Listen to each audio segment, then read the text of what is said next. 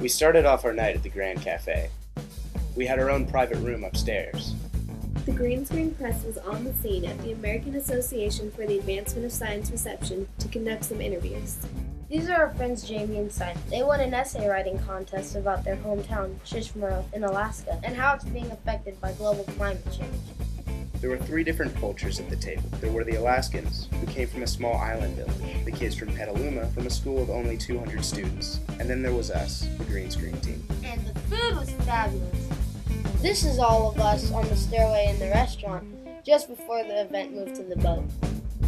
After dinner, we went to board the SF Bell for a ride around the bay.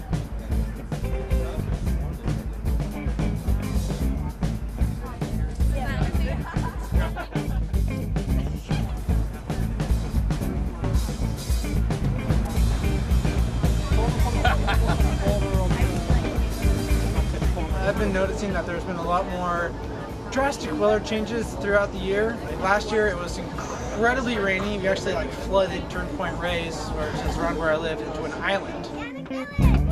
So is seal hunting scary? Yes, it is. You have to stay so still you can't even move them. So you have to stay super still. Otherwise, you'll scare off the seal and you won't be able to find it. But you can easily mistake it for trash or something. Like us, they play a wide variety of sports. The most popular sport in Alaska is basketball, but they also have their own unique sports called Eskimo games. In talking with Simon, although our cultures are vastly different, we found a common ground in music. As it turns out, we actually like a lot of the same bands. I'm here because I wrote a good essay on my town and how global climate changes have been affecting it. My life has been affected by global warming because the fish is gone. I mean, it's going away because the polar bears are going because polar ice caps are melting. Hi, I'm Jamie, and I'm here to talk to people about Shishmaref and how it's being affected by global warming and climate change, and how it will affect the people in the villages with sources and just the way they live. Shishmaref is an island, and the erosion is really getting to it, so it's getting smaller and smaller every year. It's really important to us, for our culture and our native people, to have Shishmaref. They're wanting to move it inland, and we're always used to having Shishmaref as an island, so it would cause a lot of differences and a lot of things we'd have to relearn how to do. And with our hunting procedures and everything, we'd have to relearn that and learn where the caribou and the moose are going and where the seals are coming from. It'd make a big difference.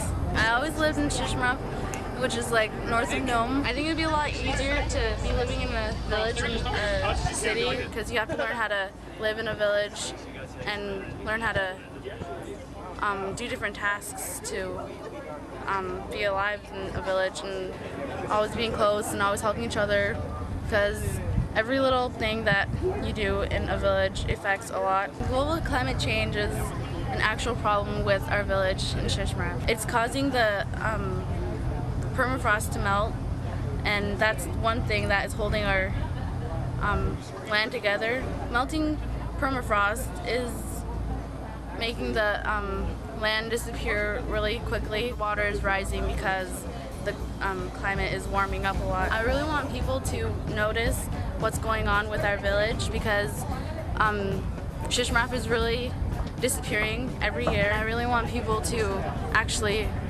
notice it and think about it to help us keep our native culture going, so we won't lose it with our land.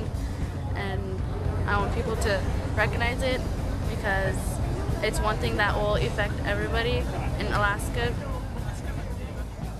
I learned a lot from Jamie, Frida, and Simon. From listening to their story, I realized that global climate change is destroying the place they call home. Every year they lose over 10 feet of their island.